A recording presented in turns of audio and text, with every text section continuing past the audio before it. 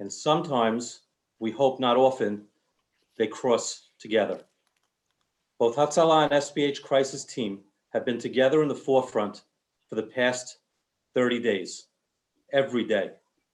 The pain we witness every day as we take our loved ones to the hospital alone is unbearable. Tonight, we hope to give some meaning to this pain and how we can manage it together on a community level. Our 250 members at Hatzalah have received countless times of chizuk from Rabbi Eli Mansour. He has been a constant source of strength for us as we try hard to do Hashem's work during these troubled times. Rabbi Mansour is currently the rabbi of the Edmund J. Safra Synagogue in Brooklyn, where he continues to spread Torah and provide inspiration. During the summer months, he serves as the rabbi officiating at OHEL Yaakov, Lawrence Avenue Synagogue in Deal, New Jersey. Without further ado, I present Rabbi Eli Mansour. Rabbi, unmute yourself, and then we'll all hear you.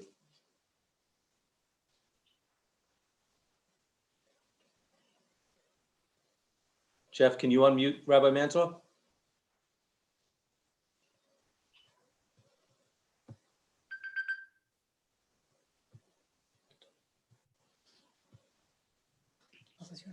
Okay. You hear me now? Yeah.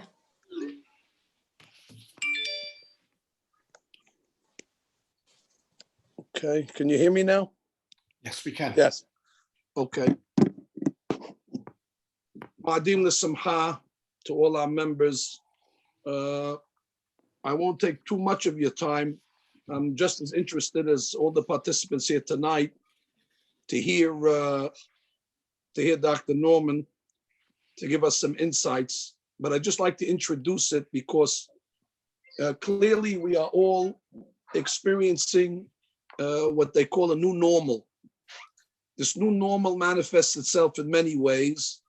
And what we came to talk about tonight is the new normal in the way people are grieving. We have a website where we send out the names of the deceased, of the members of our community.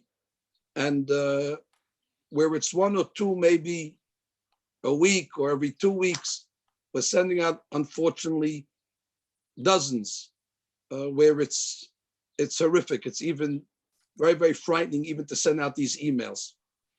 That means many people in our community are mourning and they're going through the grieving process because of the loss of their loved ones. That's always painful, but this time is a little different. I cannot overemphasize the importance that the Torah puts on friendship and having social connection with people, especially in the time of grief. All of us are well familiar with the story of Eov. Eov was a man, good man, righteous man, Sadiq, God-fearing. And then he went through trials and tribulations. You know, they talk about the suffering of Job, the pains of Eov. And it's a man that lost everything. And he lost his entire family. And he was all alone. And all of a sudden, the Navi tells us, as he was just wallowing in his distress and his depression, the Pasuk says that his three friends, Vayishme'u sheloshet re'eh Eov, his three friends heard about his plight. And what happened? It says, Vayavo'u ish me'mekomo. It's an incredible story. Each one of his friends intuitively knew that their fourth friend Eov was in trouble. How did they know? They didn't have Zoom. They didn't have text messaging. They didn't have Yeshiva World. They didn't have the newspaper. But they were such close friends, these three friends of Eov, that they felt it in their guts that one of their friends was in pain. And each one came on their own from their place. And what did they do when they got to Eov? It's incredible. The Pasuk says, Vayis'u et einehem, they lifted up their eyes to see their long-lost friend Eov. Velo hikiruhu, they couldn't even recognize him. The pain that Eov went through changed his physical features. And the Pasuk says, Vayis'u kolam, they raised their voices and they cried. After they cried, Vayikre'u ish et me'ilo, they ripped their clothes. And then it says, they placed ashes over their heads, and then it says they sat with him on the floor for 7 days and 7 nights. We hear about the word today in the modern lingo, they tell us about empathy. This is the classic example of Tanakh. The friends of Eov didn't tell him anything. They just sat, and whatever he did, they tried to feel his pain. His shirt was ripped, they ripped their shirt. He was sitting on the floor, they sat on the floor, and they said nothing. They just tried to internalize what Eov was going through. And the Gemara says, on that event, and I quote it, O havra ke havre de Eov o metuta. The Gemara says, let a man have friends like Eov, but if he doesn't, he's better off dead. I quote the words of Rashi, Im enno adam ohavim, if a person doesn't have friendship and social acquaintances, Noach lo sheyamut. That loneliness is so painful and bitter that she says he's better off not existing. And therefore, we don't even have the courtesy and the benefit that Eov had.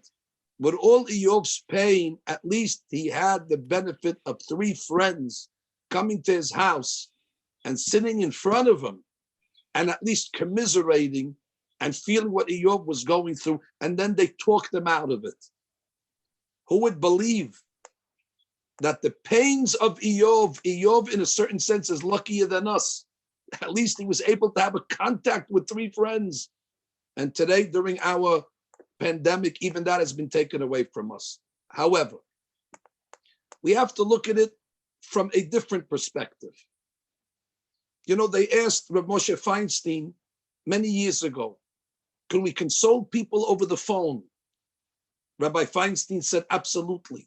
So from the consolation standpoint, it's clearly not the same than being there eye to eye, face to face, where you can see.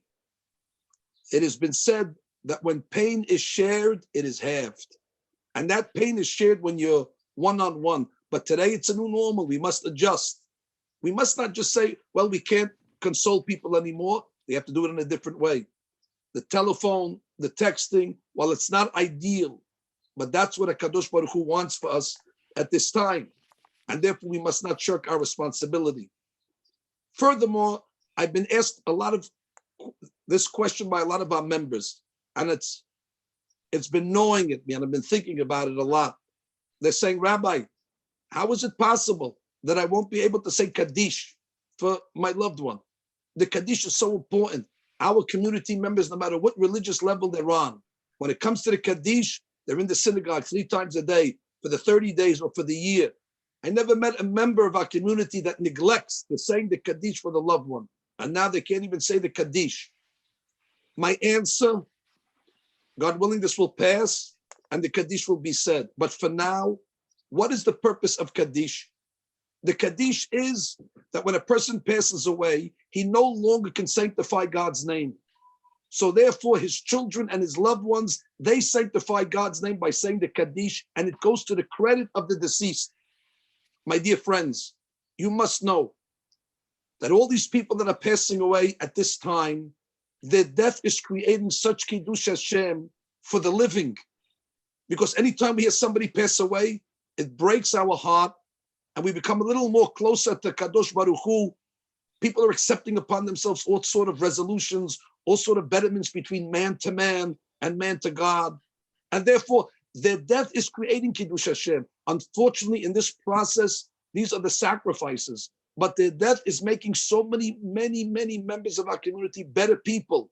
That should be considered today instead of the Kaddish. And I will tell you a story about my Rabbi Hacham Baruch alav shalom. He told it to me once. He was the rabbi in Sha'arei Zion, our great congregation. And he had yortzeit for his father, I believe. You know how important it is? Our custom is that on the yortzeit of a parent, lo alenu, the son gets an aliyah to the Torah. Preferably, he takes the aliyah of mashlim so he can say the Kaddish, and then they make hashkabah. And the rabbi told me, one of his students, he was a young guy, and he wasn't necessarily the most prominent of all the members of Sha'arei Sion, but he had yortzeit for his parent on that same Shabbat. And Cham Baruch, year after year, would tell the Mesaderin, give the aliyah to the other guy. Let him say the Kaddish for his parent.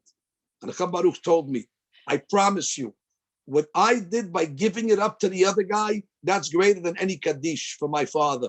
By letting and yielding the honor to somebody else, that's greater than a Kaddish. I learned a lesson from here, that it's not the Kaddish that elevates necessarily, but it's the good deed. It's the proper derech eretz, it's the proper midot, it's the proper behavior. And that can replace the Kaddish, and that we can still do. And our community is doing it. We're decent people, we're honest, we're proper. Everybody's helping each other to whatever degree they can. And therefore that serves as the Kaddish. Because the fact that we're yielding to each other with the camaraderie, that's the benefit. Finally, I will say that there is, in every tragedy, we must look at some silver lining. The silver lining has to be, in this case, and it might not make anybody feel any better immediately, but just remember, I recently was in Radin by the Hafetz Chaim. It's in Belarus. And next to Hafetz Chaim's yeshiva, there's a mass grave. And we went to that mass grave. Thousands of Jews were killed in the middle of the forest. They were buried. Nobody knows who they are, and nobody knows when they died. These are people that have no yortzeit, and they really have no people that know who's in that grave itself. The silver lining is that at least those that have passed, they were buried, they have a tombstone, we'll know where to go visit them, we'll be able to identify them, and they have a yortzeit. I knew an old man from Lawrence. I once saw him saying Kaddish. I said, what are you saying Kaddish for? He says, my father. I said, today's his yortzeit. He says, no, I don't know when his yortzeit is, but today's the day that Auschwitz was liquidated, and my father didn't come out. So I assumed that today's the yortzeit. Imagine that, he doesn't even know the day. So the silver lining is at least God didn't take that from us. We know the date, we have a place to go to when this is all over, and the Kaddish will be said, and then we'll be able to go back to our regular normal. But during the new normal, we ask God, who's the master consoler of his people. Like it says in the Pasuk, Anochi, Anochi, hu menachemchem. God ultimately consoles and relieves and heals people. And I remind you in conclusion what David HaMelech said, that a person might feel lonely, but you're never alone. God is always with us. Like David said in chapter 138, Imesak shamayim, if I go up to the heavens, when I'm prosperous, when I'm successful, Sham ata, God, you're right there. Ve'atzia she'ol, but when I go down to the lowest levels, to the she'ol, when I get to the worst place of despair and sadness, guess what the pasuk says? Hineka, God, you're there as well. So we might feel a little lonely, but I remind all our members, you're never alone. To all those that are grieving, of course, you have our condolences and you have our friendship. And Be'ezrat Hashem, this pain that God is putting us through will be relieved very soon, like it says, Anochi, Anochi, hu menachemchem. Thank you very much.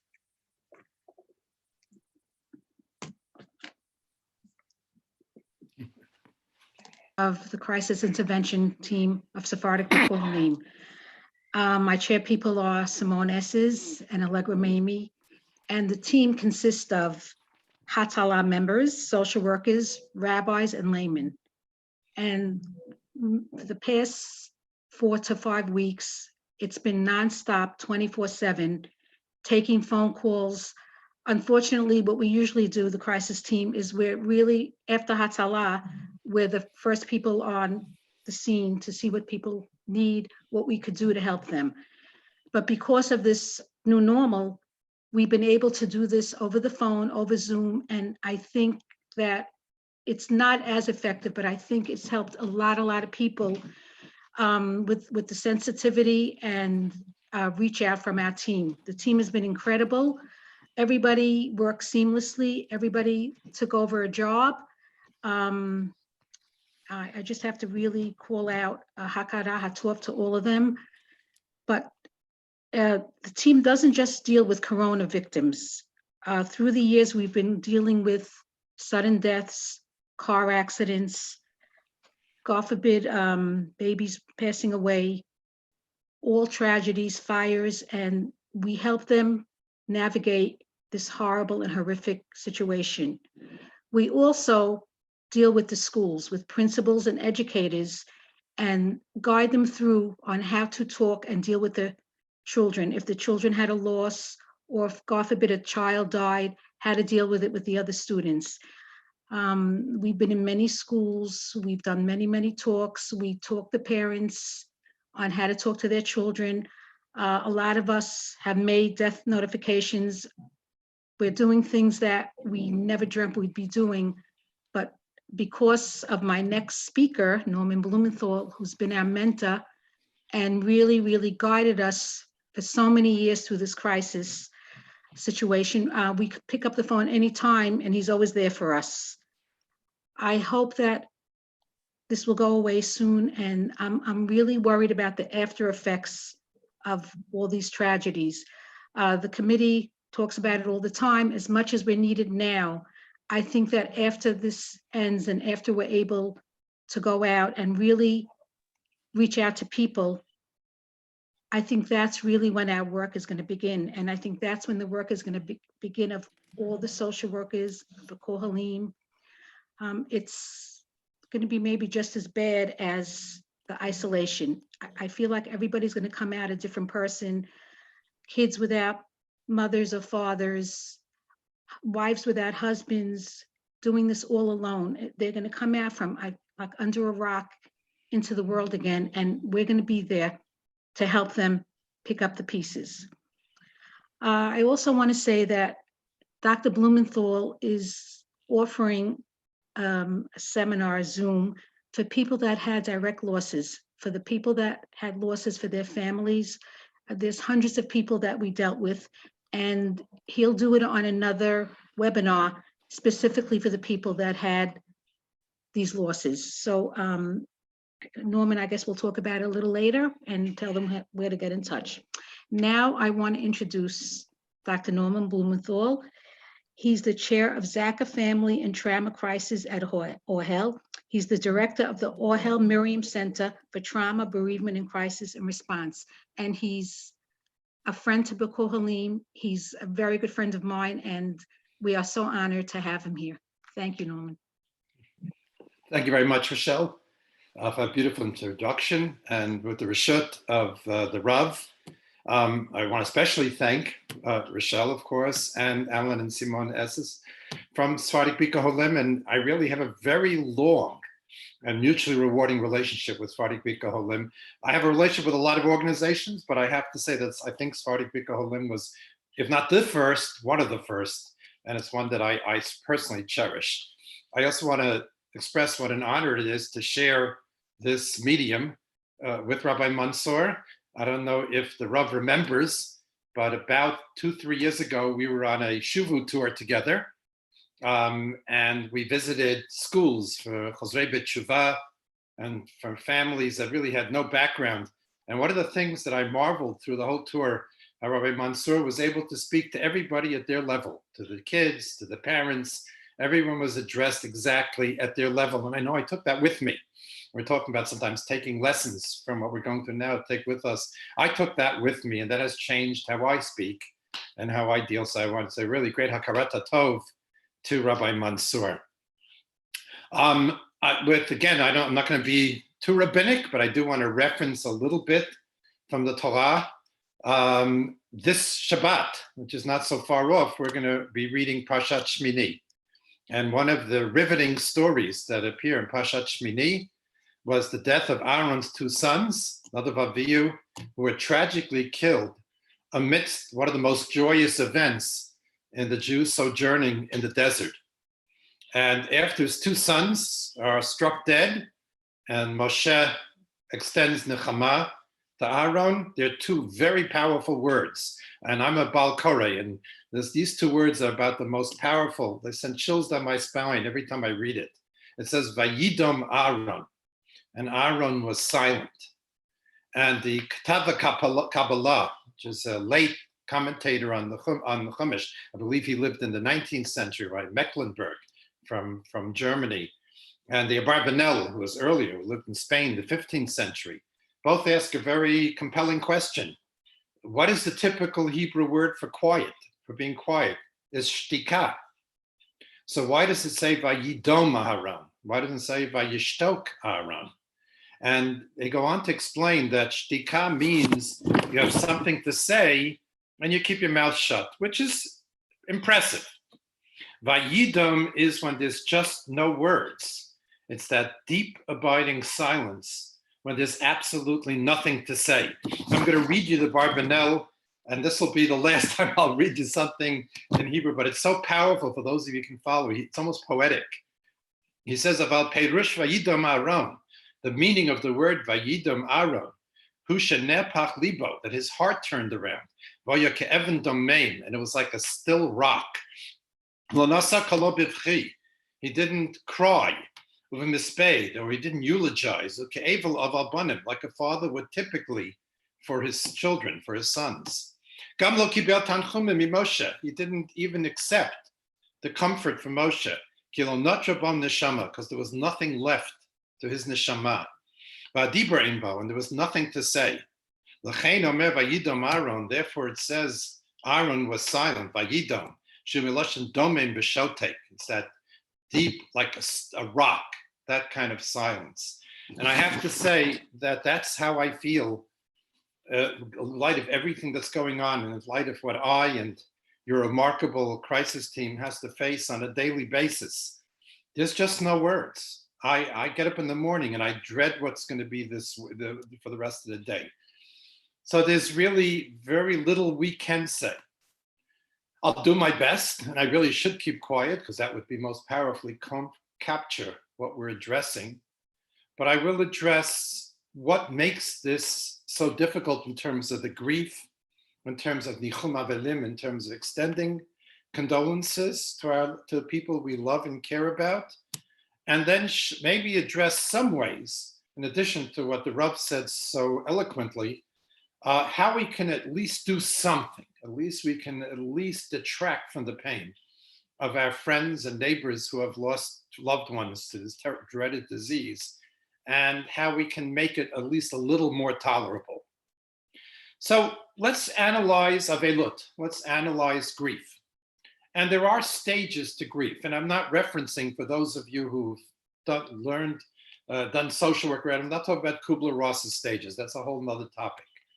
But I'm talking about just the very early reactions. What happens when a loved one dies? And the first experience is one of shock, horror, trauma. And in fact, as again, Rochelle and her team will acknowledge, when we have to go to someone, notify them that a loved one died, or are with them in the first 24 hours, it's more like trauma than it is grief. In fact, even when it was after prolonged illness, when you see that monitor go flat, I remember with my mother, Alaiha Shalom, when she was sick for a while, I was almost relieved when she died. But seeing that monitor go from beeping to flat is a traumatic experience. So the initial experience is shock. Once the funeral, once the levaya and the kvura and the burial begins, that sort of launches the grief. And that's the part of this that we're so compromised nowadays. And then we get to the shiva, which I'll get to in a minute. But the funeral and the burial, besides focusing us now on the loss, the funeral burial is very important because it gives us a chance to pay final respects. The last kavod, the last respect to people that we love, to people whom we owe so much to, especially if it's parents or if it's a spouse. And the least we can do at that last moment, before we really once and for all say goodbye to them, is to give them the respect that they're due, to have a respectable funeral with many people present, to be in the presence of that large crowd, to tell how special and important that person is, to keep all the traditions of the burial, and you know how important that is to us, in the presence of a minyan, to say Kaddish, to say the Kel Malay, or maybe whatever, maybe your traditions are different. but the many different ways in which we honor that person. And not to have the opportunity to do that is so, and by the way, that in and of itself also relieves the grief. Even though the person's leaving, we can now, at least to some extent, we are paying that person back, and we can't do it to the same extent now. And that in and of itself is a loss, is a terrible loss. And when we give nechama via Zoom and the telephone, we have to give nechama to the people for that as well. And as the Rav explained, we have ways in which we can make it up, but it is, we can't deny it. It's a terrible deprivation. Very often they can't do a tahara. We can't even prepare the body for burial, which is such a holy act. And I know that Rochelle's very involved in the Fevra Kadisha and your community, and what a special honor, what a beautiful ceremony that is. And again, we're deprived of that. My understanding is you can't even put the tachrichin on the person. You can just put him on top of him. So there's so much that we're missing. And when we give nechama, we have to give nechama for that as well. That not only did you lose your loved one, but you were, because of circumstances beyond our control, you've been deprived of that very important part of saying goodbye and paying back in some small measure what this person has done for us. Now, people very often express, and we've heard this a lot, express guilt over the fact that they can't pay final respects, that they can't extend themselves to their parents, to their spouses, even perhaps children, not as much, but as they would otherwise. And I want to talk a few minutes about guilt, so just so we can understand that, and then go on. There are two types of guilt. As I often say, there's the guilt up here and there's the guilt over here. The guilt up here is irrational guilt. It's when you do something wrong, we're all human. So if you forget to lock your car door and your wife's favorite piece of jewelry gets stolen, or your husband's favorite, or your husband's wallet or whatever, it gets stolen, yes, you feel guilty, you were negligent, and you feel bad about it. That's a rational guilt. But there's another kind of guilt that's much more powerful and in a way much harder to address, and that's the emotional guilt, which is not logical. Certainly all of us understand nobody's at fault for the fact that we can't extend these kind of final respects to their loved ones. We can't offer burial. We know that. None of us asked for the coronavirus, and we didn't cause it to come into our community. But so we know rationally we have nothing to feel guilty about. But then there's the emotional guilt, and emotional guilt is not logical. And just the very fact that we can't pay back the loved ones, that we can't give people whose lives were Torah and observance of the mitzvot.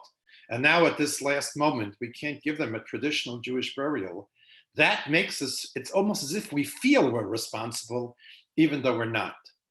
And there's no point then trying to talk someone out of it. You can't say, oh, well, come on, it's not your fault. It's the circumstances. That's not where they're coming from.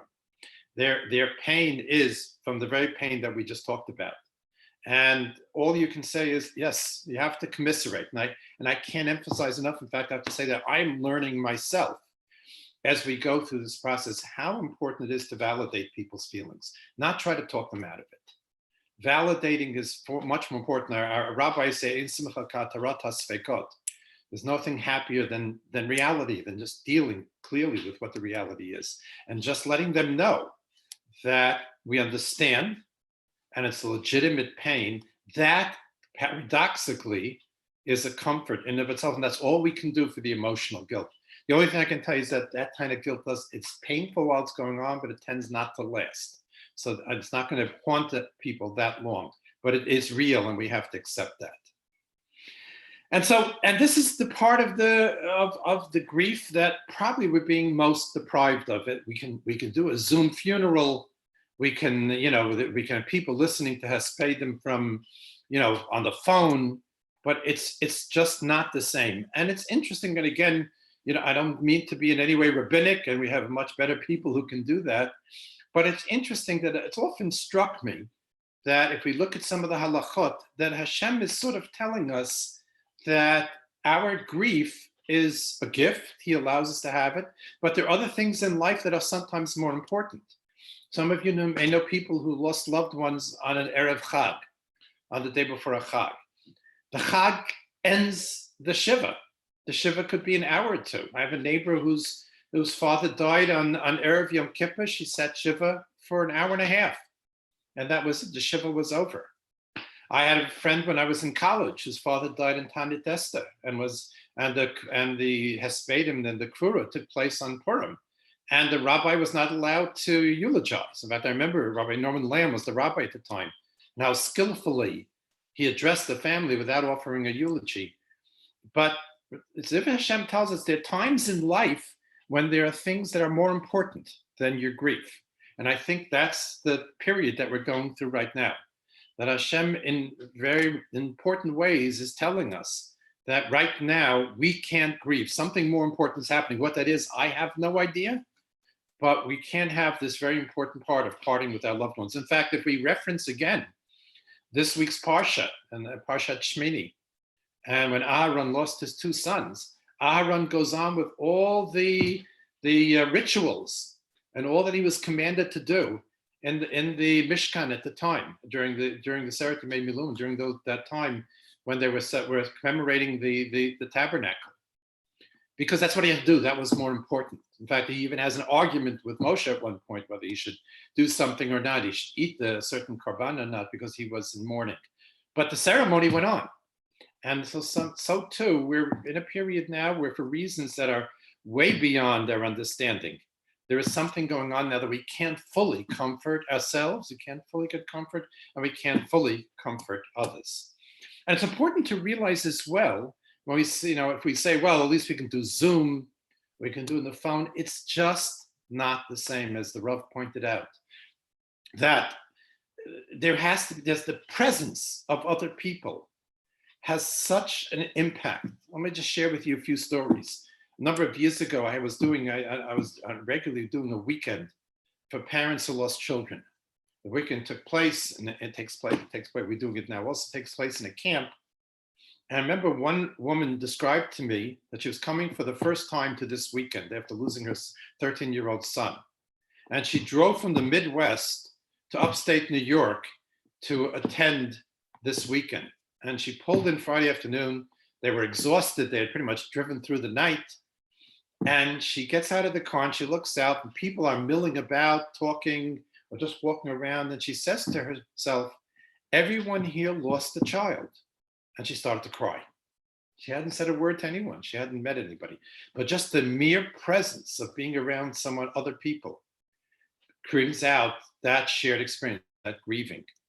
Just before all this thing happened, the COVID-19, OHEL had a terrible loss. Our COO, Mark Katz, Zechron Livracha, died at the age of 44 after a prolonged illness. And I remember when I came to the funeral, I got there just a few minutes before I was supposed to start. I think I grabbed the last chair in the very large funeral parlor. I think it was, and people were lined up against the wall. And before anybody came in and even started with the eulogies, just knowing that there was such a presence of humanity, paying respect to him, was tremendously comforting, and I'm sure was very significant to his widowed wife and to the children.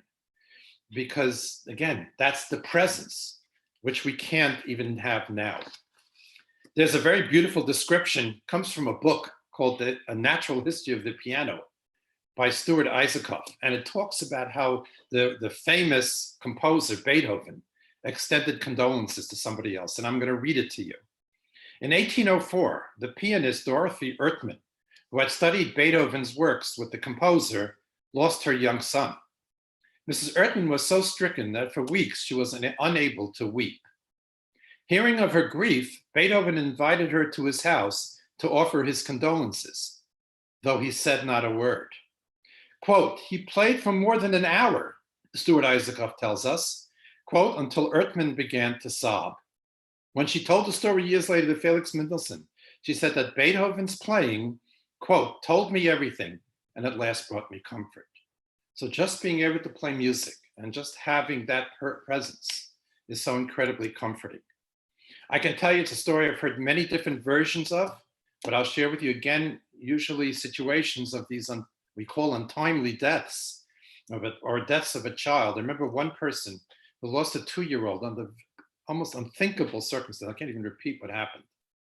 And he said the most comforting visit was an older gentleman, and the way he put it was with a lot of life experience, who came to the Beit Avel, he came to the Shiva house. He worked his way up to the front. He asked to see a picture of his daughter, Leah, Aleh Shalom. He took the picture, he looked at it, he cried for 10 minutes straight. He handed the picture back. It was an Ashkenazi, so he said the pasuk HaMakom Yinachem Etchem, and he walked out. He said that was the most comforting visit. Someone else who had lost a child told me that his chavruta from yeshiva drove from Baltimore to New York, walked in, sat down, cried for 10 minutes, got up, said the Hamakom, and left. He said he drove 8 hours for a 10-minute cry, and that was comforting. So, and I even have to tell you that that's something I learned when I said Shiva. That just, even though I could have told the stories about my parents over the phone and over Zoom, but the presence of the other person, reading every grimace, every reaction they had, both educated me about my parents and gave me the sense of that Shiva. And that we are significantly compromised. But there's another very important part of extending condolences of Nichem Avelim and of Shiva, and I think we can still do, and maybe we have to do even all the more so, to compensate for what's missing. And that's a very interesting aspect of understanding people's reaction to death and what happens. And the way I put it, and I'll put it here also this way, that when someone dies, when a loved one dies, the relationship doesn't end, it changes. It changes from a relationship of a face-to-face interaction to a relationship of memories, to a relationship of legacies, to a relationship of stories, of recollections. It's an internalized relationship. All of us have lost people, whether it's parents, spouses, even Rahman's on children. They're inside of us. We remember them and we talk about them. Let me read you a quote from a famous bereavement specialist, Dr. Craig Vigio. Quote, "No one we have ever loved can totally disappear from our lives. Our loved ones live on in our gestures, our mannerisms, our beliefs, and our feelings. The deceased leave their mark on our very being. As a result of this internalization process, the influence of our loved ones extend far beyond death." And another quote, which is one of my favorite, by Thomas Attic, who's a world-famous bereavement specialist. He says, and I quote, "The central challenge as we grieve is moving from a life where we love them in the presence to a new life where we love them in the absence. Nothing is more difficult, nothing is more important, and nothing is more rewarding." So in other words, in grief, we transition from loving them in the presence to loving them in the absence. We change, the relationship changes, it doesn't end. Our loved ones stay with us. And Shiva so brilliantly launches that. I mean, not that Chazal need my endorsement, but if we do it right, Shiva sets that process in motion. Because if we use the Shiva to talk about the person, to share stories, to tell about his history, to tell about their life, we're helping ourselves, and more importantly, we're helping the mourners change that relationship and reestablish that the person is not gone. Just the person is now inside our heart. The person lives on. And I have to say, and this is gnaws away at me. This is a bit of something that maybe bothers me, and maybe I'll use this opportunity to say this. When you pay a Shiva visit, whether you pay it in person or you pay it on Zoom, it's not important how the person died. It's important on how the person lived. It makes me nuts when I go to a Beit Avel, or even now when I have to go on Zoom, and everybody's asking about how the person died. What disease did he have? What hospital? Was it Corona? What? The person lived 9 years, 89 of them, and 89 and 51 weeks, he or she lived. And 1 week they died. Why is that week more important? It's much more important to talk about what they lived, how they lived. And I can't tell you how important that is to have, what you can do for people when you do that. When I go pay a Shiva visit, if it's not forthcoming, I'll ask questions about the person, even if it's some of the more typical Shiva, not during coronavirus. An elderly great-grandparent dies, and I'll visit the son or the daughter. I'll just say, Tell me a story about your father. A story is a beautiful way of sort of capturing who this person is. It's a few words here or there, and it sort of captures who the person is. I'll share with you a personal story. I know that my father was German Jew from Western Europe, got out right before the war. My mother was a Holocaust survivor, survived 7 concentration camps. My father did away with all his minhagim. My mother was from Eastern Europe, my father was from Western Europe. He ran the house exactly the way my mother's family did, because my mother lost everyone. So to preserve that tradition. And when I would tell people that during the Shiva, they were blown away. I was used to it, I didn't know. But it's, again, it captures who my father is. And that's what we have to do during Shiva. And we can do that on Zoom. And we can do that afterwards too. What we have is, we have to try to, and first of all, we don't downplay people's pain. Don't try to give them explanations. Don't try to tell them it's not so bad. Oh, you're someplace else. That's not important. They need their pain. Validate their pain, but make the person alive inside. Ask questions about the person. Where did he come from? What did he do for business? Where did your parents meet? Whatever it might be, bring the person to life. The way you know if you paid a Shiva visit right is when you walk out of the Beit Avel, when you walk, or when you leave the Zoom session, you know that person a little better. Or maybe you know that person in a way that, or didn't know the person at all, and now you know him. Now this person is in figuratively alive because we know something about him. And that's what we have to do, and we have to do it in every way we can. And one of the things that is we're going to learn, and as the Rav mentioned, which is so important, we have to extract lessons. We have to take painful experiences and see how we can learn and how we can grow from them. And we're going to learn how to use whatever's left for us to communicate, how to use our words to console people, how to use our facial expressions, because that's all we have. And when we use the right words, it's like Beethoven playing his music. We're giving them the chama. So by our questions, by our interest, and by the way, as I said, even showing amazement and interest when the eyebrows go up when they tell you something, that is also a form of Nifim Avelim, and we have to perfect that as we connect. I'll tell you 2 more, just to give you an idea. I visited a friend of mine, who lost an elderly father in his 90s. And I did what I told you. I did what I always do. I said to him, tell me a story about your father. I didn't really know his father. Maybe saw him once or twice in the Beit Knesset, but I didn't really know him. So he told me an incredible story. He told me his father was a World War II veteran. And when they got up in the morning, his friends would stand around him as he put on his tefillin every morning to daven. One little story. And look how much I know, and look what I've learned about that person. I remember one time paying a Shiv visit for someone who lost a daughter, who had suffered from cancer for years. And he told me the following story. He told me that they got permission to bring her home from the hospital for a chag because a neighbor was a nurse on an oncology unit, and she said she would administer the shots that she had to get on a daily basis.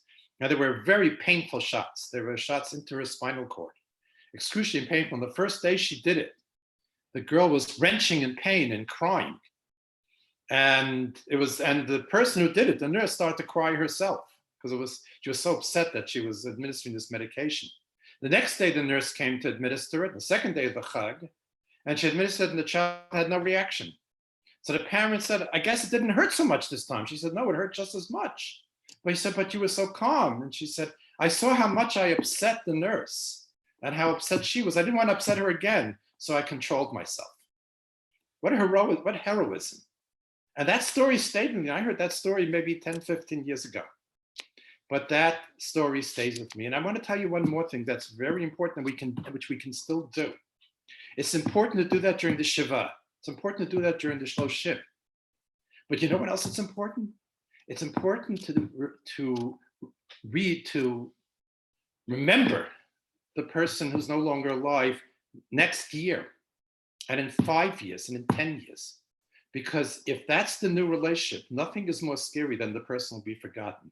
And I can't tell you how comforting it is. I know it personally. I know it from extending myself to others, especially, by the way, if it's a child. To remind the person who's grieving that you still remember their loved one. that you still remember stories about them. I remember one person telling me that it was Hanukkah, and they used to go to their friends, and they always went, every year Hanukkah, they went to their friends. And it was 5 years after his son died, and the friend was making latkes. And she turned to him and said, I remember how much Josh loved my latkes.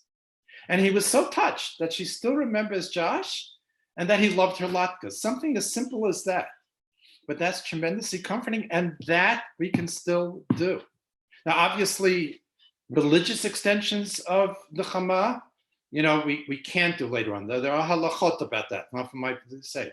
But we can still, but remembering the person and reminding the person that we still remember the person is something we can still do. And as the Rav said, this is going to be over. This, we know historically that troubling times, they run their course, they do their damage, and I'm not minimizing that in the least, but they do end. They don't last forever. And we will emerge from this. And when we do, there are many opportunities to continue to offer nechama by letting people know that we still remember their parents, their spouses, their children. There's another thing that's important, and maybe with that I'll come to my conclusion. Okay, these are very challenging times. I mean, really, in my lifetime, and I'm no youngster, these are probably the most challenging times we've ever had, and all around the world. And these kind of times sometimes bring out the worst in us, but more often than not bring out the best in us. And I think we're seeing this in many different ways. We're seeing incredible chesed. We're seeing the Sirat Nefesh. We're seeing healthcare workers, Atzala drivers, who are putting their own well-being at risk for the betterment of the community. These are true heroes. I will tell you that in OHEL, where we have close to 75 homes for people who can't take care of themselves, people who are cognitively challenged or with emotional disabilities. And the workers who have to help these people, who have to take care of these people, are going to the homes at grave risk to their health, where there are homes where there's been already some diagnosed and some have died, but they're going on a regular basis. These are heroes. So we're seeing incredible chesed. We're seeing enormous creativity. Just this week, all the ideas of ways to entertain the children and to keep them busy and interested is just, it's remarkable. As I said, it's bringing out tremendous creativity in us. And by the way, no less important is the humor, the jokes. Now, humor is tricky. You have to be careful not to make light of people's suffering. And you can't certainly make fun, make a joke at someone else's expense or at the expense of a certain group. But a joke that just captures the ludicrousness and the preposterous nature of everything we're going through is very important. Humor is important because it lightens it a little bit, but it also, if you dissect the joke, what's a joke? Is usually you lead somebody along a certain way and then comes the punchline. A joke is surprise, joke is irony. That's why Yitzchak was named Yitzchak, not because Avraham and Sarah were giggling, but because it's so outlandish, so preposterous that a 90-year-old woman would have her first child. And the humor is really excellent.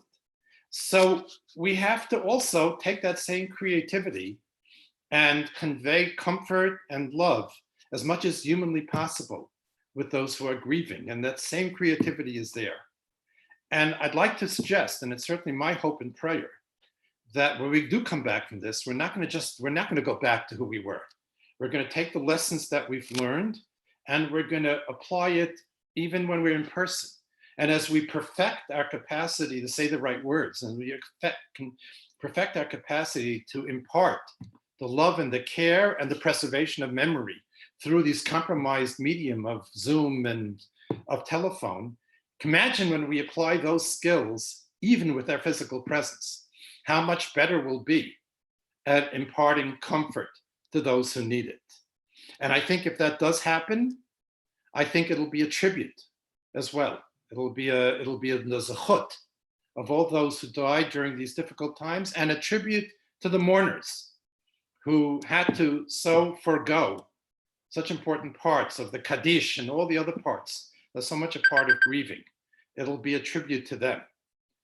And so therefore, on behalf of OHEL and on behalf of Sephardic Bika Holim and all of us, I want to extend my condolences to those who have suffered losses, to join in the prayers that they will be recipients of Hashem's comfort, and that we should see not only the end of this difficult period, but the long-awaited reunion and full replenishment of all families with the Biat Mashiach. Let me just mention, as Rochelle mentioned it, I know OHEL, and I believe that Sephardic Bikoholim are planning online support groups for people with different losses. I can speak for OHEL that we're planning it after the Chag. We're going to announce it.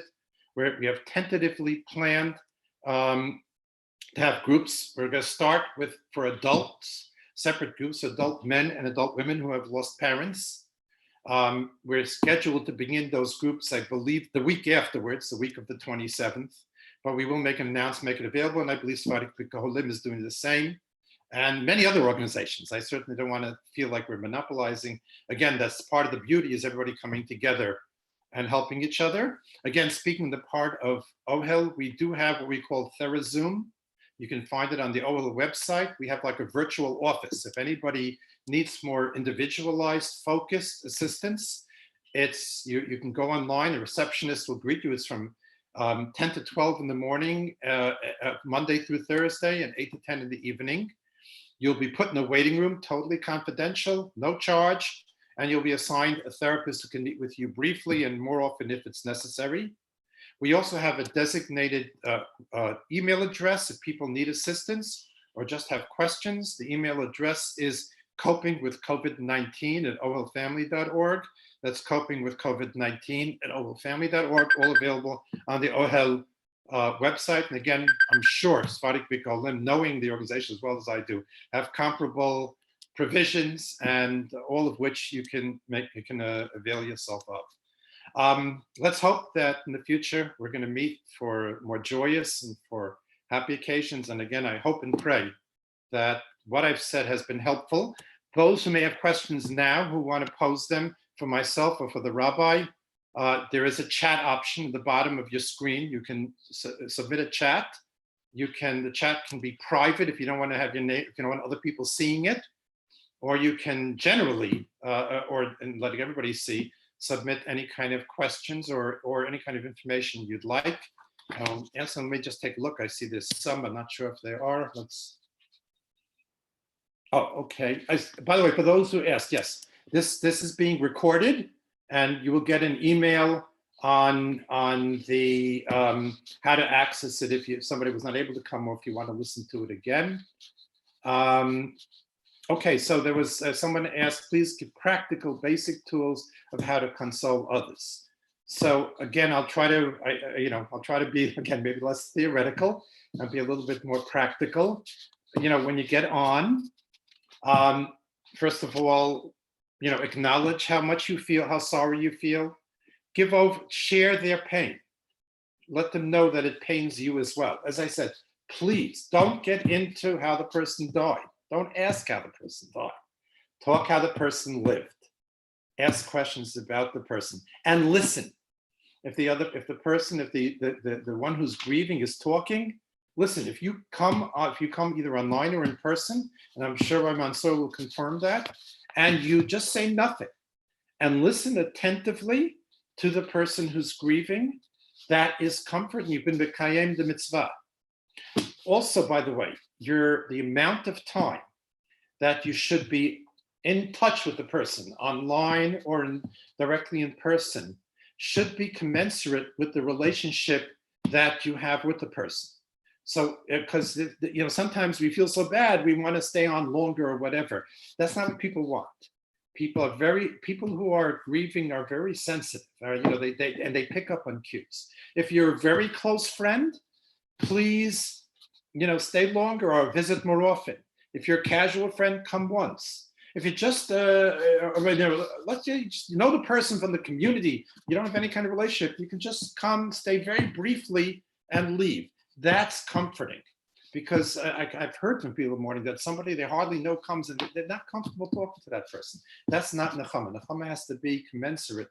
And by the way, if the person doesn't want to talk, if they're in such shock and such pain that the words don't come, then just sit with them, cry with them. That's nechama as well.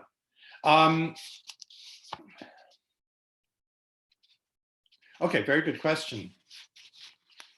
So how do you, okay, so here it's to everybody. How do you comfort a spouse who is a Hatzalah member about the loss of a fellow member, giving it the attention it deserves, but also not dwelling on it as to not make the person anxious about the reality of the risk that they themselves are exposed to? So let me tell you something.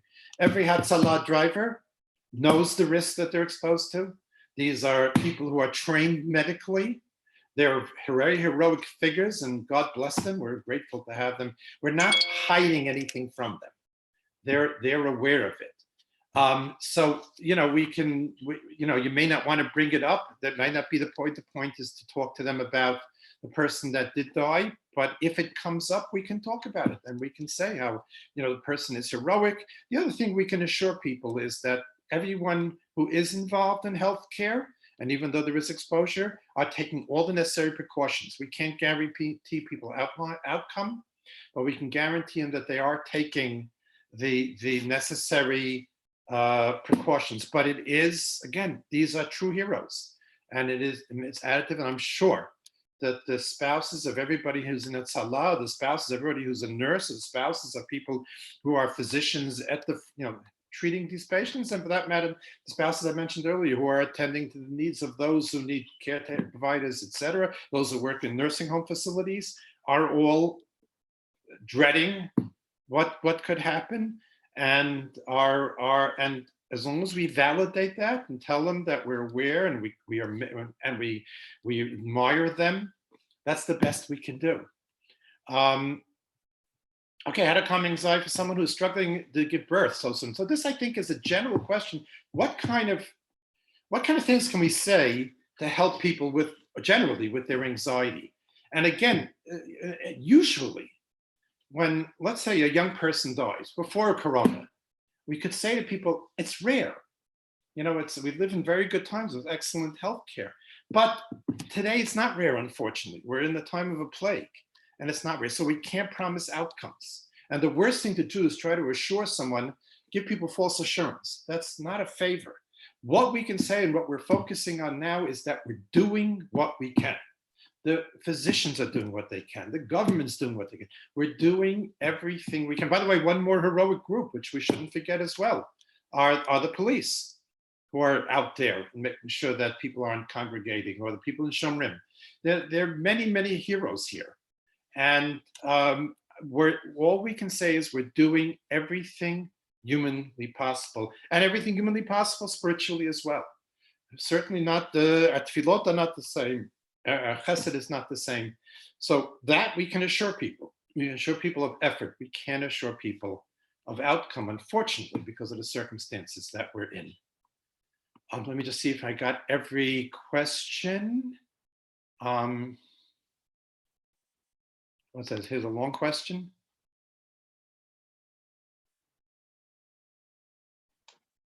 Norman? Yes, hi.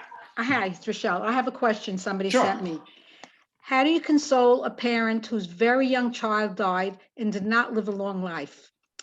There are only so many stories and memories. The fear has to be stronger here that the child will be forgotten.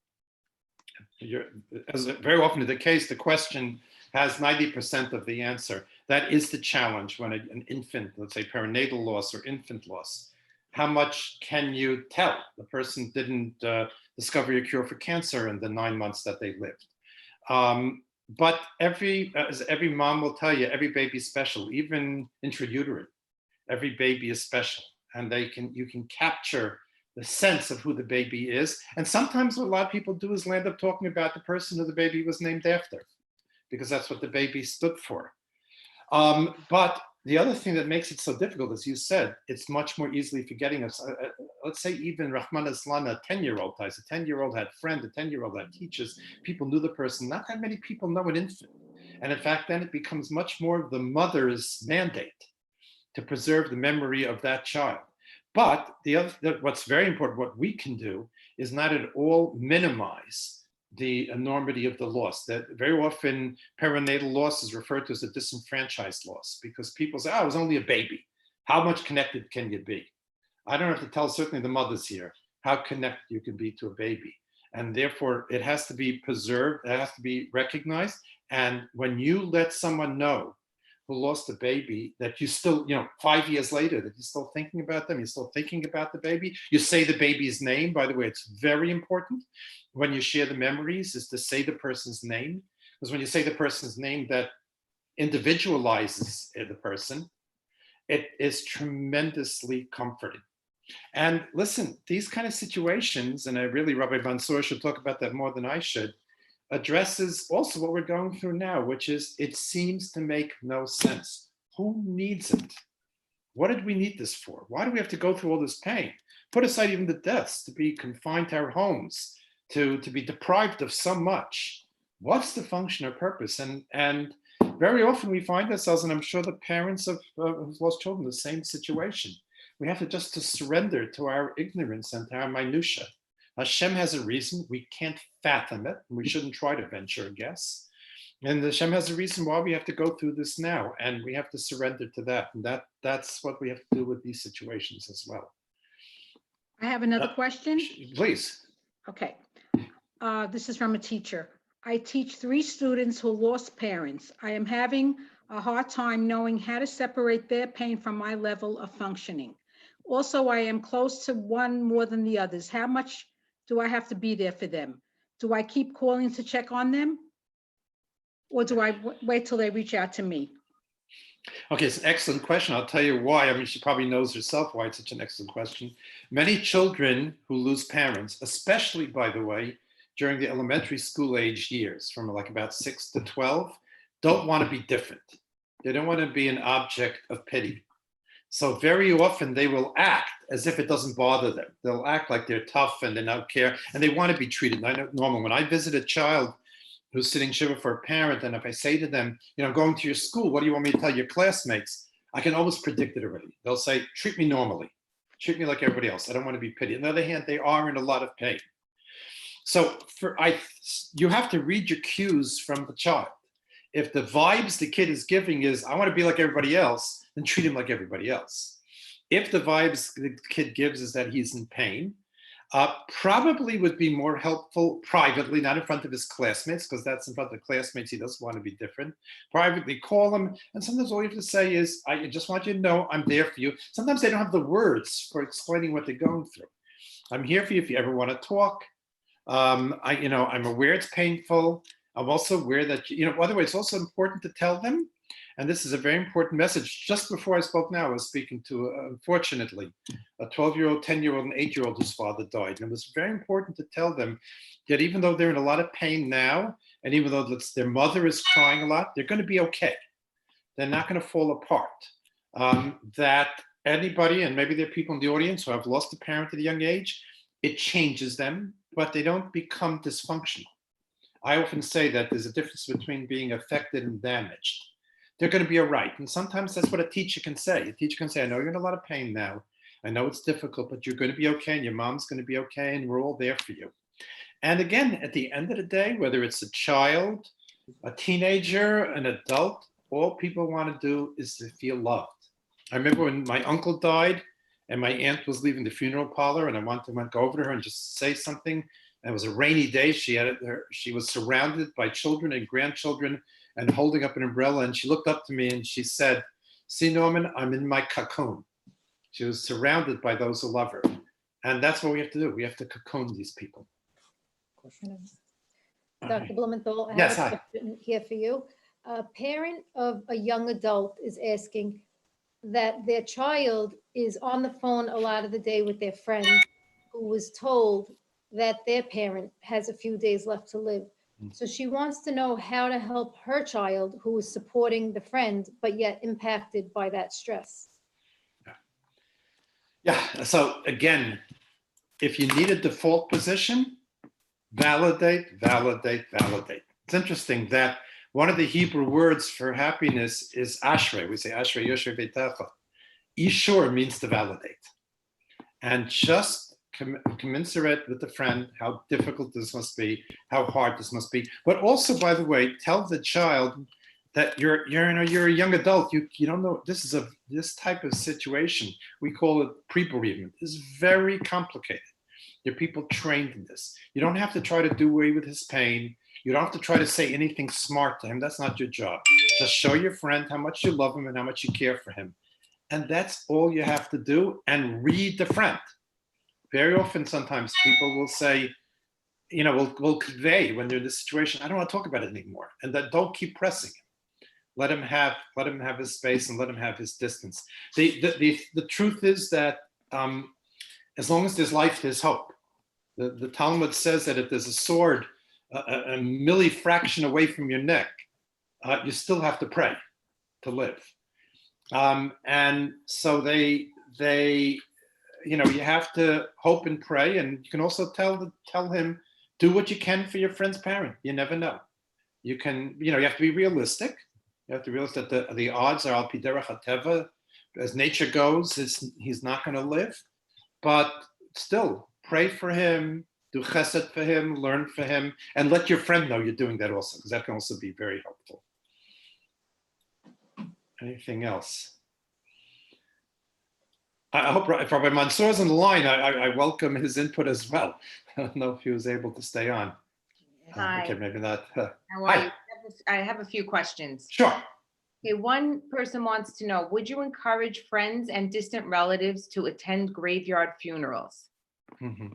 Well, that's almost more of a medical question, because the health experts who are still trying to figure all this out have very clear guidelines, and the cemeteries have very clear guidelines and standards who can be at a graveyard ceremony. And my impression is, from what I'm hearing, it's really just the immediate relatives, and even they're not standing near each other and not engaging in the actual, usually we lower the body and we dig the dirt. They're not allowing them to do that. The machines are doing it. So I think it's more of a health question. There's articles now, you have to be careful what you read, that maybe even 6 feet is not enough distancing. So first and foremost, we have to get standards. I have to be extra specially cautious, because if we're going to, not only for our own sake, but for the sake of the broader community, that we adhere to the standards of distance and social distancing. If it's possible to go, certainly that is tremendously comforting. And of course, what's so painful is that people are leaving this world and not, usually they're accompanied by a large crowd, and they're being accompanied by a skeletal crowd, if any at all. Sometimes some people have had to be buried even with no one there because it happened on a chag or something. So if we can, that certainly would be comforting, and hopefully soon we all can again. But don't take any chances, and listen to the standards that the government is giving us, that the CDC, that the health experts are giving us, because we're only going to stop this if we take those precautions. I think the rabbi's coming back online, Norman. Okay. I don't know how to get him into the. We have a few more questions also. Sure. Maybe I'll ask them. Sure. This one's coming in. It says, my father was in the hospital for 3 days before he passed away and was asking and waiting for hours just for a cup of water. He was suffering. Also, nobody was looking at him. No one was there for him. No one was able to look at him. This person that's asking says their brother can't get over this. What can I tell him? So I think the Rav answered that before. And if he's back on, he can probably say it better, but I think he said very beautifully that the suffering of these people makes them greater kedoshim, makes their contribution to the spiritual well-being of the community even greater. You can't deny, we're not going to play games. We're not going to make believe that reality didn't happen. And people are, the hospitals, I don't want to condemn them, they're overwhelmed. I have a niece who's an emergency room nurse. She tells me what goes on. They can't, they're burdened down with heavy equipment, and they're taking care of more patients with inadequate equipment. They're just swamped. So we can't condemn them, but people are dying very alone and much more neglected than they would be otherwise. And that makes it a greater Kiddush Hashem. That's, I think, the only comfort we can give the person. And I think that would be helpful. Again, also agree with him. Don't try to talk him out of it. It's terrible. It really is terrible. I have to tell you, sometimes I'm fielding calls all day and doing Zoom sessions, and people are on the phone with me, heaving and crying about spouses, parents who are suffering terribly, and I don't know what to say. You know, I just feel terrible. I just suffer with them. And afterwards, they thank me and tell me how helpful I was, and I feel like a charlatan. I feel like a fool. What did I do? But that's what people need. And so it's important to tell them, yes, it's terrible. And he did suffer a lot, but his suffering, no suffering, the Rav will explain that even better than I can, no suffering is wasted. And all the Rabbi, are suffering, you online? Thank you. no suffering is wasted. All the pain, the tear, you know, we say on Yom Kippur that Hashem takes every tear we shed and he puts it in the bank account. He stores them. And every tear that we're shedding now is being stored and will be used for good, positive purposes. I think there's Norman, I know the rabbi's online, but I don't know how to get him on. have to unmute him. Look in the corner, go up to where his icon is. There's a corner up at the top corner. There's an option to unmute him. There's a blue thing. You can unmute him. Okay, I'm unmuted. Okay. Okay, thanks. Rabbi, Norman, if you that heard was some of the... incredible talk. I enjoyed every minute of it. So fascinating. Thank you. How you broke it down. Really, Hazaku Baruch. Thank you. Do you have any input? Anything you want to ask? But let me just take this call. Finish this call. Norman said it correctly. I don't know if it's more of a kiddush Hashem the way they die in this miserable way, but it's definitely a kapara. Listen, nobody wants to hear that their father or mother was the sacrifice, the human sacrifice for Klal Yisrael. I understand that. I certainly rather be alive and be the living sacrifice for Klal Yisrael. That's much better. But God, listen, those 6 million that died in the Holocaust, they're always referred to as the 6 million Kedoshim.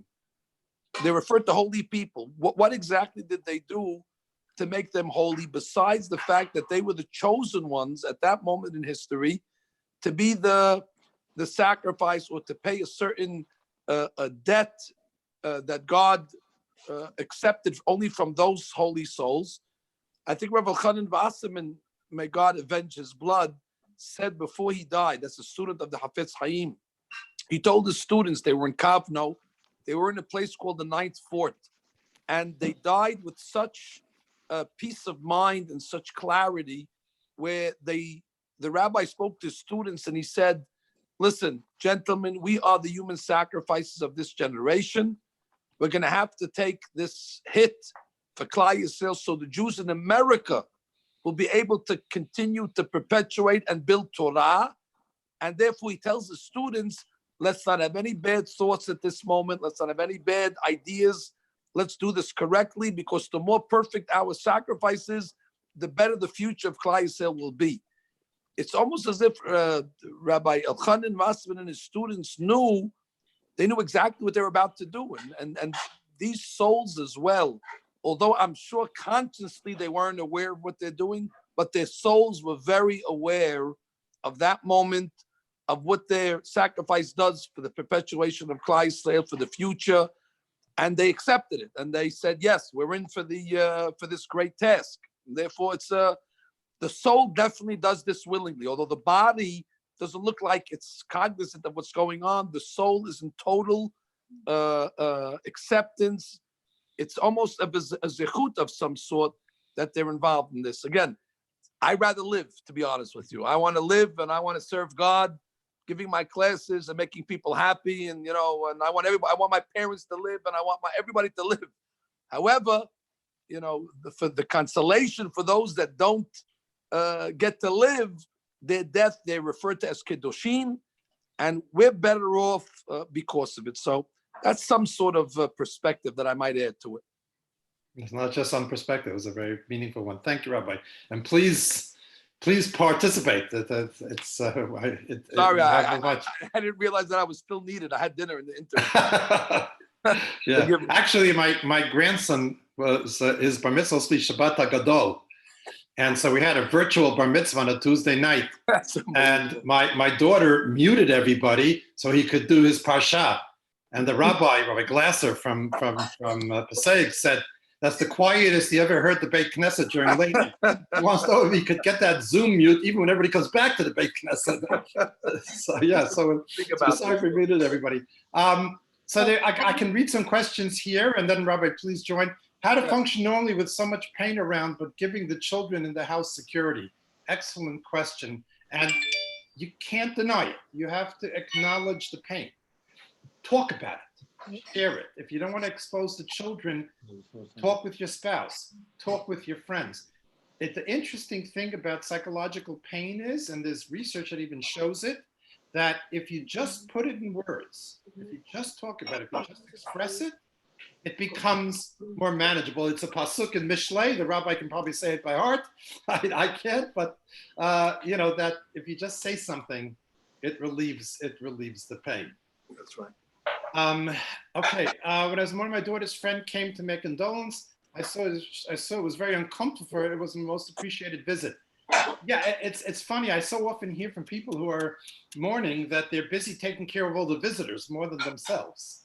And I think what you can do is just let the person know how important it is, how much it means to you, because we sometimes don't realize that, how much that visit meant. You know, I'll tell you just an example.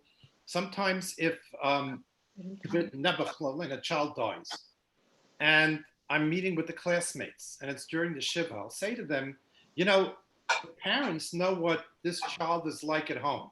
And the parents know what this child is like on family trips. They don't know what he's like in school. They never see him in school. You can tell them what he's like in school. So I empower them and make them feel important, that their visit is so valued. Doctor, I will add to what you're saying. Please. I think there's with all this that's going on today, there's a reset button that's been pushed that's going to reset a lot of different behavior patterns, whether it's the way we behave in the synagogue, whether it's the way we make our weddings. But clearly it's, I think, going to change the way, and you mentioned it, the way we console the bereaved. I know by the Ashkenazim, and they should be praised for this, they have a tremendous respect for the house of mourning. It's a very solemn place. There's a certain a code that they follow of etiquette and conduct and formality. Our community is very close to each other. We're very, very friendly, and we're very social, and everybody knows each other. And unfortunately, the house of mourning, and I hope maybe there'll be no more house of mourning. If Mashiach comes, then what I'm saying is superfluous, and then you could delete it from the tape. But if that doesn't happen, the house of mourning in our community, because we're so social, because we love each other, because we're so tight-knit, it can turn into, put it this way, somebody that walks in might not know it's a house of mourning. That's a problem. And I think the biggest casualties of that are the mourners themselves, because I don't think the mourners care for that levity or for that diversion or for that noise. As you said, the main thing is to, share their grief and try to commiserate and empathize. I think this Zoom Nihum Avelim is going to change the way we approach that. And if it carries over when life gets back to, somewhat normalcy, it'll be again, another silver lining that we changed an attitude that needed to be fixed before this. I mean, a lot of things should have been fixed before this, but God says, okay, I'm giving you an opportunity to reset and start again. And like they say in Hollywood, take two. So now God says, take two. So this will be take two, or maybe take 2,000. I don't know how many times we've been doing this, but nonetheless, God's giving us another chance. Thank you. Thank you. So, There's another. well, I'm sorry. Yes. I have a comment from somebody, one of the viewers, that people were asking earlier, how can we help the people who are going through what they're going through? And another way that you can help is by understanding that sometimes during certain circumstances, there's decisions that need to be made. And as much as everybody wants to be helpful by giving their input and their opinions, you should do it this way, you should do it that way. Sometimes the family just needs to make their own decisions, and everybody else on the outside has to respect that and what their decision was and how they did it and how they chose to do it. I'll take it a step further. I can't tell you how many times I've advised families and they reject my advice. And they're doing everything that's contrary to what I know based on the years of experience and research that I've read. And ultimately, I find out that for them, they were right. Yeah. Everybody knows their own, everybody knows their own situation. And we have to respect people know. And even I, as a so-called expert, sometimes have to use the family. Rabbi, you want to comment on that, right? No, you said it perfectly. Everybody knows their own woes and their own grief and their own solution. I was once in a house when, again, very tragic circumstances. A young girl died, and they didn't have a burial plot. They didn't have karka, and the rabbi was there. Very fine rabbi, really one of the leaders of our community. And he said to him, you know, there's a cemetery here in town, and there's a cemetery about 20 minutes away. We can get you a piece of a plot in either one, but I think you're going to want the one 20 minutes away, so it's not so close, right, Dr. Blumenthal? And I said, you know, ask them. And they said, no, we want it right here in town. Was he right or wrong? For one family, he may have been right. For another family, he's wrong. We have to listen to people. They know their situation. In fact, people who are suffering have like a bina yatera. You know, they have like for their needs, they really understand, and we have to respect it. You know, we came up with a very good solution. Simone and I were on a Zoom chat with a bunch of high school girls, and they were asking, they can't go to the house, what could they do? Their friend is in mourning. So we told them, you know what, this is going to be a whole new way. How about start writing letters? And this way, the letters will be there for life. And I know when I was sitting for my parents, people who couldn't get there wrote me letters, and I cherish them sometimes more than the visits, because they can't say anything inappropriate. And you feel like they're connected to you and they're thinking about you. So that also is a very, very good way of getting in touch with a mourner, right? Just send them a note, and it means a lot. You have to explain to the high school what a letter is, because I don't think they know. That's true. We did. Right. We didn't get to the stamp though. Okay. By the way, doctor, there's another element that I know we didn't talk about, and it's ironic because the night is being co-sponsored by Sephardic Bikur Cholim, and I mean, before somebody dies, he's usually sick, and we're really unable to fulfill the mitzvah Bikur Cholim either. I mean, which is another whole level where people are going to the hospital alone. They can't get even their closest of kin to come and sit bedside to them and wish them well and pray for them. They can't even find information. So we're really compromised, and use that word a lot tonight. It's the right word. We've been compromised on the mitzvah Bikur Cholim as well. And maybe there's some ingenuity, some ideas that we can think of besides the reading of the Tehillim, which we're doing, thank God, and we're getting the names every day. We're reading it all day as we can. But I think Bikur Cholim, I once said, is said in the plurality. It doesn't say Bikur Choleh. It's Bikur Cholim. And I once questioned, why is it written in plurality? After all, you probably only visit one sick person at a time. And I came to the conclusion that when one person is sick, he's the one that's physically sick, but there's many people around that are probably suffering emotionally as well.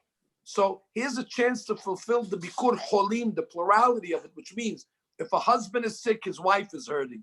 So we could do Bikur Cholim to the wife, at least, who's not in the hospital. We could do Bikur Cholim to the children that are bereft of a parent because he's ailing. So we have to look at the Cholim of it, and that's probably the same thing when it comes to Nihum Avelim. Again, we have to look at the parameter of those that are surrounding the Avelut and the Cholim, where we could probably extend ourselves to them as well. Beautiful thought. Thank you. You know, this is what I'm saying. This is bringing in our ingenuity and our creativity. You know, and the other thing that's happening now, so we're so deprived of so much we can do, we have to appreciate all the more what we can do. Right. So we have to be grateful for whatever we're again, what the rabbi described so beautifully. There's another question from somebody who lost a friend, and she also has a whole group of friends. They're all suffering together. So like for her own self and also for her to console her friends, what could she do? So just get together, have a Zoom group and just cry together. That's what it's about. You know, you just connect and be with other people. You know, sometimes people would ask me when I go to these weekends for parents who lost children, you say, what are you going to do for them? You can't bring the child back. So sometimes I imagine somebody's carrying a very, very heavy package. I take my shoulder and I take a corner. And that's what we do. So we spread it out. We take the pain that each one feels and we spread it out among ourselves, and it still hurts. It just doesn't hurt as much. Yeah, I think they say it sarcastically, but there's probably some truth to it when they say misery loves company. Right. That when there's company, like I said earlier, that pain that is shared is halved. Yeah. There's a study, a beautiful study. Many of you might have heard of it. They once took some college freshmen. We love studying college freshmen. For $10, they'll do anything.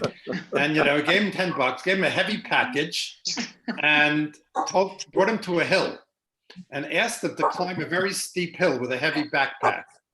The only thing was, and before they climbed the hill, they had to estimate how hard was it to climb the hill. The only difference was one group climbed the hill alone, and the other group climbed the hill with a friend. And consistently, those who climbed the hill were going to climb the hill with a friend, estimated it as easier than those who climbed the hill alone. So we climbed the hill together. It's still a big hill, but it just seems easier when we're sharing it. Oh. Okay. There's another question here. Okay, so it seems there's a young newlywed, very newlywed, and also has a newborn baby. And her husband, her father-in-law has passed away. And now I guess her husband is the oldest in the family, and there's a lot of siblings.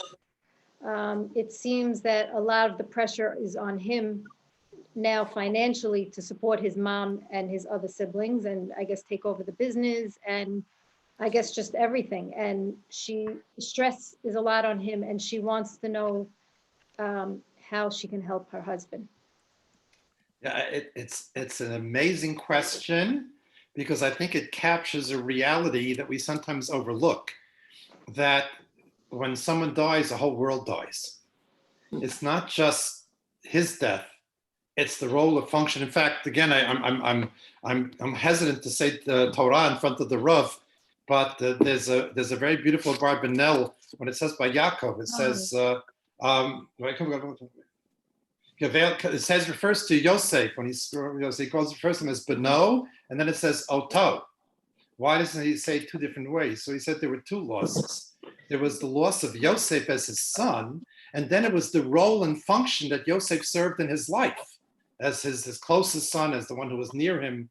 So when someone dies, they not only, the person is missing, but everything that person did is now gone also.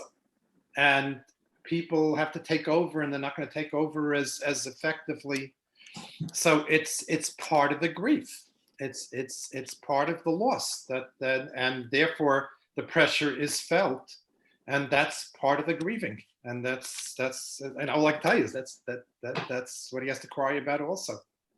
But can the wife tell him that at certain points, listen, you also have me and the baby, and it's not your responsibility to a certain degree to take care of your family? Okay, I think the wife can say it. I don't think this would be the time to say it. In other words, a lot of what I'm hearing now from, again, this is not an uncommon question I've been hearing from, let's say, again, let's say a husband's father died, and the wife will say, I feel like I lost my husband because he's so preoccupied now that he's not there for me. That's not uncommon in early grief, because the person's world was turned upside down. There might be a sort of self-absorption. There might be a sort of going into himself. If that's taking place early on, I would leave it alone. Let him work it out. If it persists and grows, yes, then charity begins at home. And you can't, your primary allegiance, I think anyone would tell you, is to your own family, to your wife and to your kids. Obviously siblings and certainly even a mother is important, but if it's done to the detriment of your own family, there can be consequences that'll hurt everybody much later on. Rabbi, do you have to add to that? Yeah, I mean, the rabbi said it in 2 words, Hayecha kodmin. Yeah. That your life obviously comes first. And when it means your life, it means the life of your spouse and your family, so you're spot on. Sure. So, we don't think about selfishness as something good. But there's a reason why Hashem gave us the capacity to be selfish, and it's just that we put it in the right place. The pasuk says, "Ve'ahavta l'reacha kamocha."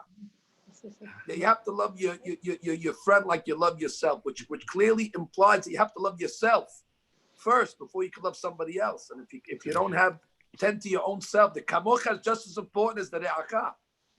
Beautiful. Thank you. Okay, I have another question that came in. How can you help console a parent who's sitting Shiva? This is a married child and their parent is sitting Shiva, but they can't hug them and they can't even enter the house. I think I tried to address that, but I'll say it again. We're going to be creative. And we're going to find ways that, these situations, they bring out capacities in us that we never knew we had. And and it's often fueled by the love, by the care. And that care that she has for those people will prompt in her a very imaginative and creative way to convey that love and affection and care. Look, we have poets and we have writers who can artists who can take a brush and paint and transport us into a whole different place. We're going to be artists and poets, and we're going to find ways to give it over that we would have if we hadn't been in this situation. Don't forget musicians, Doctor, like the Beethoven story you told. Yeah, right. Cry, sing.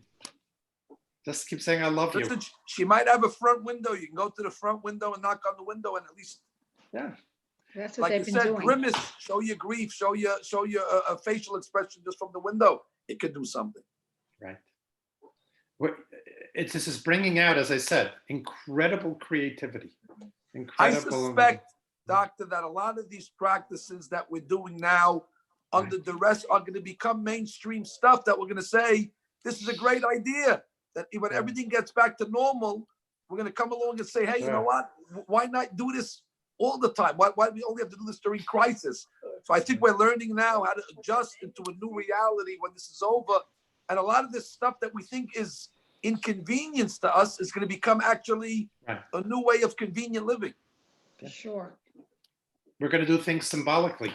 We're going to, at my Seder when I was growing up, my mother had a Swedish Haggadah. It was a Haggadah and that was translated to Swedish. Why? Because the first Pesach she had after she was liberated was in Sweden, and that was her Haggadah. And that was our and then she would read Haggadah in Swedish, which after 4 kosas of wine was hysterically funny. We were rolling on the floor, but they're symbols, and those symbols are very powerful. Correct. Doctor, we have a few more questions coming in. I love it. I have a few more minutes. Okay, go ahead. How do I deal with feelings of disappointment and aloneness regarding supposed friends who didn't even bother to call during Shiva? Okay, that's a hard one. It's a theme I hear a lot, that when you're in pain and you're suffering, it separates the men from the boys. And a very common theme I hear is the people who I thought would be most responsive or unresponsive, and the people in the world I thought would be there for me was suddenly there for me. And it does have something, and there are people afterwards who redefine, when you lose a loved one, as I said, your whole world changes. And sometimes they redefine relationships. It's nothing out of the ordinary. A way that you can be maybe more forgiving is just to realize that it takes courage. It's hard. I mean, I'm doing this for years, and when I get a call that I have to do a death notification or something like that, or I have to talk like I did this afternoon to children who just lost a parent, I hate it. I don't want to do it. I'm trying to find excuses why, I have to take my 3rd shower of the day. I don't want to, it's hard, and some people just can't. Some people just don't have the fortitude to do that. And maybe we can look at it that way and not be so judgmental. Yeah, especially in this new way of doing things. Yeah. I think people just, are stumped. There's a mathematics to trauma. Usually we say 2 + 2 is 4, but in trauma, 2 + 2 is 8. So a traumatic event on the heels of another trauma goes exponentially. Again, I'll quote my mother, Leah Shalom, who had a treasure trove of Yiddish sayings, because I'm bringing a Yiddish saying to Sephardic Bika Holim, but She said they used to say in Europe that when a poor man has a hernia, there's a pimple on it. You know, when something hurts, everything else hurts even more. And so, yeah, so especially now when everybody is so compromised, that it's going to be even all the harder. Yeah. Thank you. And one more. Sure. Are there different things to be said to a child who has lost a loved one? What they're speaking about is a 16-year-old who lost his father. Okay. I'm glad you specified the age, because it's very different what you say to a 16-year-old and when you say to a 6-year-old and when you say to a 4-year-old. And we at Sephardic B'Kohalim during our training spent a lot of time on that. To a 16-year-old, 16-year-olds understand death, understand the enormity of the death. On his own. I'm sorry. The themes that may come up with a 16-year-old is the supposed unfairness. Me anochi, why me? Why was I selected? Why did this happen to me? Why do good people, tzaddik ralo, rasha v'tovlo, those kind of things will come up with a teenager a lot more. The other thing that the teenager sometimes has to hear is that he has to be a kid. Because sometimes when a teenager loses a parent, they feel like they have to be catapulted into adulthood. And, they don't have to. They can continue to be an annoying teenager, because that's what they're supposed to be. Rabbi, I don't know if you have anything to add. No, you said it well. Okay, thank you. One more question, Norman. Sure, go ahead. Yeah, I have time. I have a few more minutes, yeah. Okay, so someone who lost a parent or a family member on the first day of the holiday. So now they don't even have the graveside funeral. So they have nothing. And because of that, it seems like maybe the enormity of the event is not even settling into a lot of the family members. They don't feel it. They're not crying, especially for someone who's been in a hospital, let's say, for a week or two from before. So now it's like almost the same. The family member, they didn't adjust that or even accept that there's a change. How can the family members around them help them ease into the new reality and accept it? So let me tell you that it's not an uncommon experience that in the early phases of following a death, that people literally forget that the person died, because it's such an enormous change in their life. There's actually a beautiful story I heard.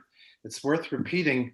Somebody who was in Rabbi Soloveitchik's shir, when Rabbi Soloveitchik lost his mother, brother, and wife in a span of like 6 weeks. I was a freshman in high school at the time. I watched him turn gray.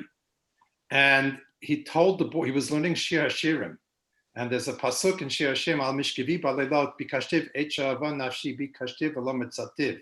At my bedside at night, I look out for my loved one. I look and I can't find her. And he told the boys that his wife, he fashioned like a hospital room in his house, in his den for his wife.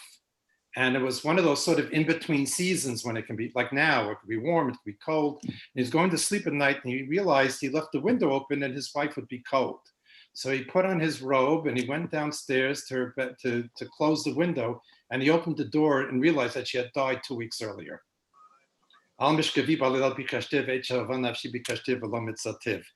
it's not uncommon, even when you have a whole thing, that it doesn't sink in because it's just too big a change. I don't think you have to do much. I think it will gradually seep in. It will sink in. When the person does, again, do exactly all the things that the rabbi and I have been talking about. Preserve the memory, talk about the person, commiserate with their pain. It will sink in. It complicates it, but it's piggybacking on a very common event that happens early on in grief, that you can't take it all in at once. It's too big a change in your life. Okay. We have another one. Okay. Just stop us whenever No, I have a 9 o'clock webinar, so I'll need to stop soon just so what my grandchild can do in 2 minutes, I need about 10 minutes to do on the computer, Well, but then okay. go soon. Yeah. Okay, as an older sibling, I definitely can't replace my father. What is the main role I should try to be for my younger siblings, especially during Pesach? You should be a big brother. The same annoying, bossy, overbearing brother you'd be if your father was alive. You don't replace, you don't become the man of the house. Your mother will rise to the occasion. Your grandparents will help out. Other family members will help out. You have to be a kid. So don't feel like you have to honor your father. You have to remember your father. You have to talk about your father. But you got to be a kid and be a big brother, just like you would before. That's my answer. Perfect. Doctor? Doctor, it's Alan. Okay. Doctor, I have one comment. Sure. Yes, comment. sure. That's, yeah. For whatever nechama it can be to anyone on the chat still. Wait, you're breaking up a bit. I've been in the hospital many times the past couple of weeks. I've been in the hospital many times the past couple of weeks. And for comfort of the mourners, I just want to let you know that the doctors and nurses were by everyone's bedside saying Shem Vidui. So many people have told me that, and they were not alone. So they did have our nurses and doctors with them. Yeah, we've had the same. We have a relative who's in the hospital now, and some of the nurses from the community, from the the religious, the Orthodox community, one of them came in today on her day off to look in on him and call us. So we're seeing, as I said, we're seeing incredible chesed, unprecedented, and as I said, this is bringing out the best of us. And as the rabbi keeps saying, we have to take that with us, even when this is over. We're not going to come out. It's very important, by the way, to know that this applies in all areas. We think this will be over and we'll just go back to the way we were. We can't do that. First of all, it's impossible. This is too big, but also we shouldn't. Right. This is a message.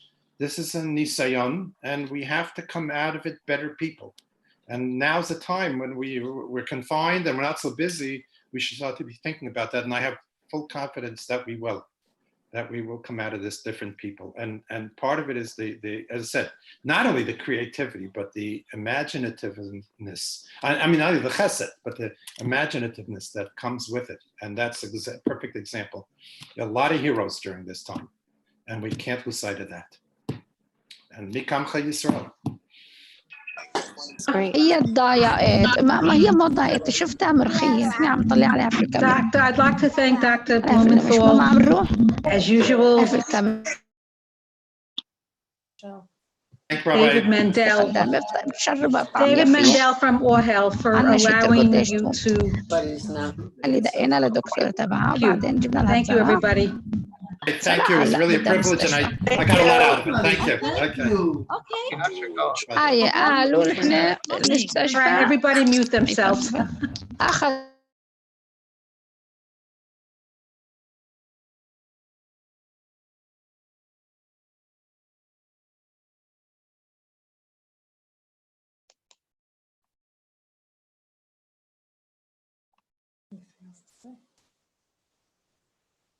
Hello?